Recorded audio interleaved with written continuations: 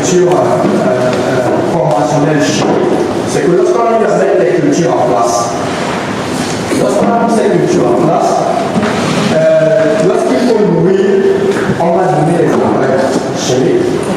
Et lorsque ça atteint les maladies, on va traiter avec les produits chimiques. Est-ce que vous comprenez? Il y a un cas de la récolte, c'est ce qu'on fait de manière classique.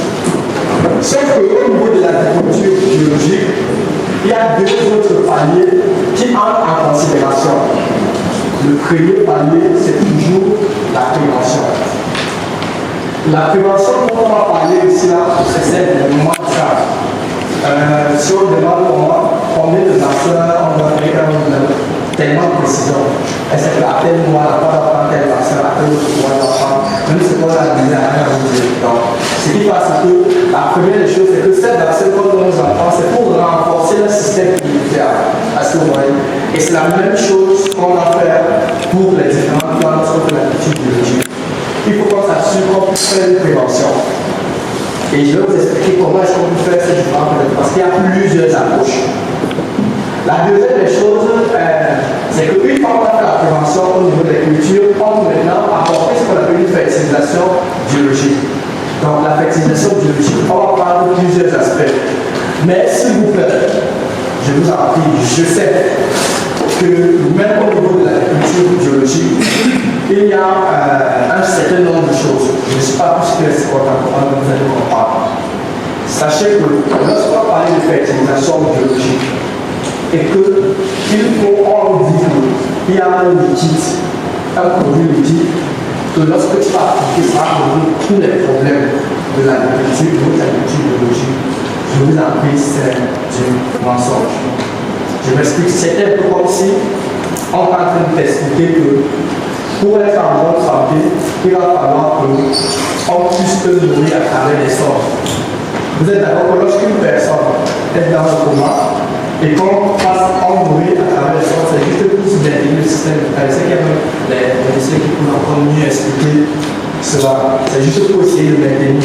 C'est pas comme si on va prendre pour faire un certain nombre de choses, on est d'accord. C'est juste pour pouvoir maintenir. Or, lorsqu'on fait la pulvérisation des engrais liquides, lorsqu'on apprend au niveau des feuilles et des tiges, c'est comme un complément d'aliment.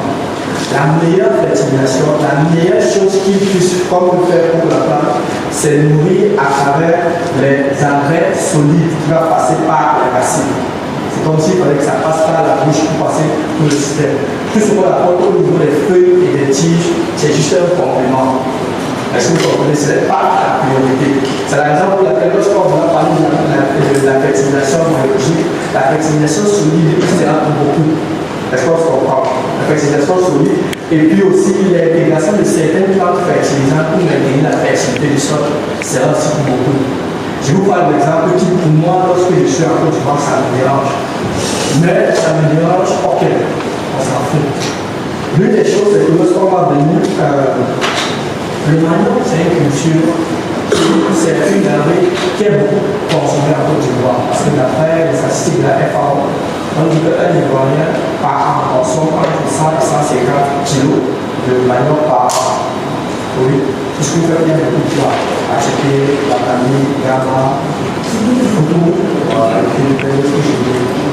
et donc c'est la haute culture.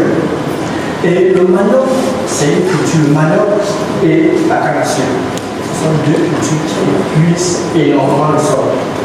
Lorsqu'on fait des comparaisons par rapport à la vitesse, je parle de la vitesse de l'appauvrissement du sol, on estime souvent que la vitesse pour un cycle de manioc qui va entre 9 mois et 12 mois. Par contre, on va de 6 à 12 mois en fonction des différentes variétés. Il faut vite que le panier à une pour avoir cette même vitesse. Je parle de la vitesse, pas de la quantité. La vitesse d'appauvrissement du sol. Il faut 3 ans pour la carte. Il faut 6 ans pour les vélos. Donc vous voyez à quel point ça épuise énormément le sol. Et puis ce qui me dérange, c'est quoi? C'est que lorsqu'on fait cela, aujourd'hui on passe le temps à pouvoir passer 10